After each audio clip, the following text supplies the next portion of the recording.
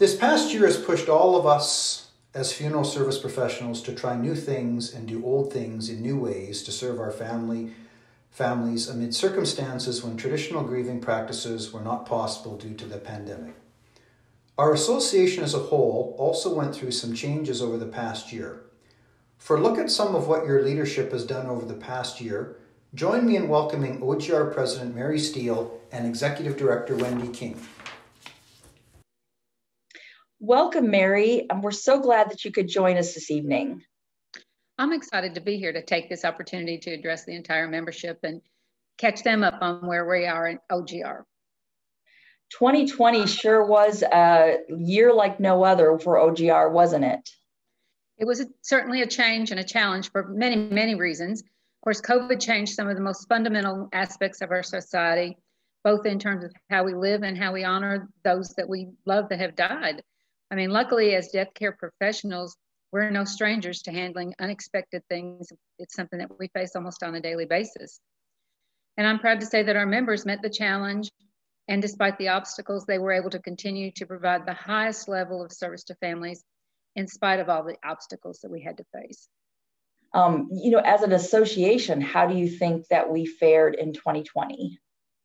Well, I think that despite all the obstacles of our profession, that we faced, we still had, a 92% retention rate of members, which is tremendous. And this year we are trending upwards. We've already embraced a new member into our family, and nearly 75% of our members have already renewed for this year. And plus the member that we brought in January, and we're looking to bring a few more in the next few months anyway. We've also welcomed a half dozen new suppliers in the past 6 months, which to me is amazing because they were, we weren't seeing anybody out in the streets. They were all having to go deal with COVID too. But this tells me that our members are seeing the light at the end of the tunnel.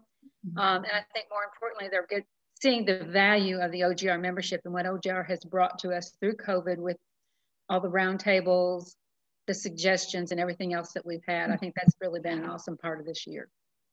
Well, it's been great that we've been able to stay connected with our members in spite of the obstacles.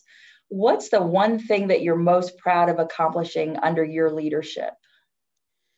I think that the most important thing that we have done of everything in 2020 is the 3-year strategic plan. I think that that is going to be a super guideline for us going forward in the next 3 years. And I hope at the end of that 3 years, we can build something that'll really challenge us more. But we've spent the better part of the year putting that together. We met multiple times on Zoom meetings and did some homework in between with the help of our volunteer leadership, our OGR staff, and our management company, Rayburn Group International. I think we really far exceeded everything we planned to do in the beginning. We designed to adapt and grow with the ever-changing times. The plan addresses 3 key areas: programming excellence, membership growth, and brand identity. We want to offer our innovative program for members and for employees. We want to grow the brand recognition so that members benefit even more by being aligned with OGR. And we want to increase our membership, both firms and suppliers. But more importantly, we want to make sure we are offering the benefits that our members need and want the most, and what they see the most value in. And with this in mind, our staff is evaluating all of our current products, services, and educational programs to ensure that they continue to meet our current needs. They are also working together to develop new ideas that will be created into valuable member benefits to enhance each area of our strategic plan. When it comes to the strategic plan, what role do you think that members can play in it? By being engaged, telling us what's working, what's not. The continual input is very critical to the future of OGR. And I think by being a smaller organization, we can work together a little better than, say, NFDA can, because there's so many people and so many different ways they have to do things. I think the most impacting thing that a member can do is just to be engaged with OGR, contact our member resources, and use the vendors that are part of our organization, and even try to bring in new members. If you work with someone that's really awesome and you think that's something for OGR, suggest it to the leadership so they can contact that person, because they may not know they're out there. We also need to take advantage of the programming that is being offered. We need to attend the upcoming events as much as we can, and attend the upcoming conference if you can travel. So, well, I think that those opportunities also give people the opportunity for professional growth. Volunteering with the OGR, it helps you, as you said, in a lot of different ways. It does. Any last words for our members, Mary? I would just like to thank our members for placing their continued trust in OGR.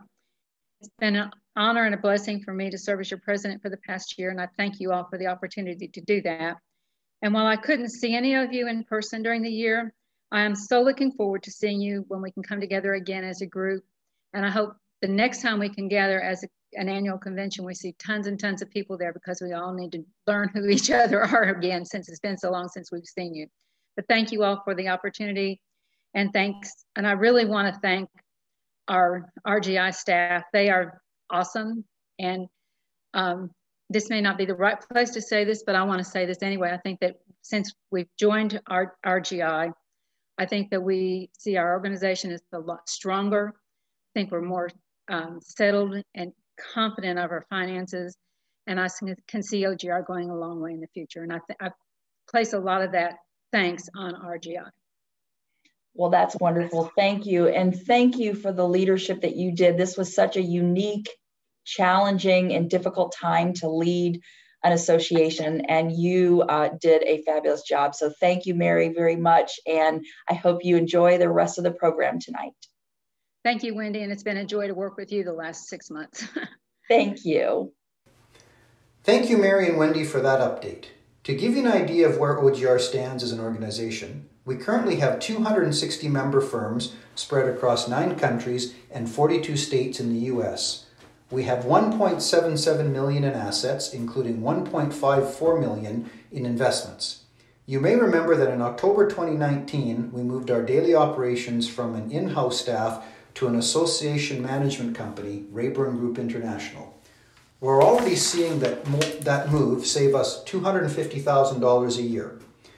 You can find a more detailed financial report on the Golden Circle Celebration page on OGR's website.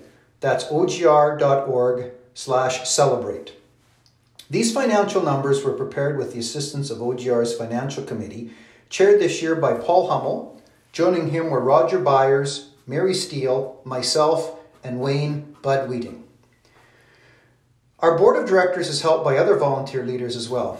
Jamie Whitting of Whitting Funeral Home in Chilton, Wisconsin, chaired our Professional Development Committee for the past year, and our Young Professionals Council was chaired by Pete Urban Jr. of Anton B. Urban Funeral Home in Ambler, Pennsylvania.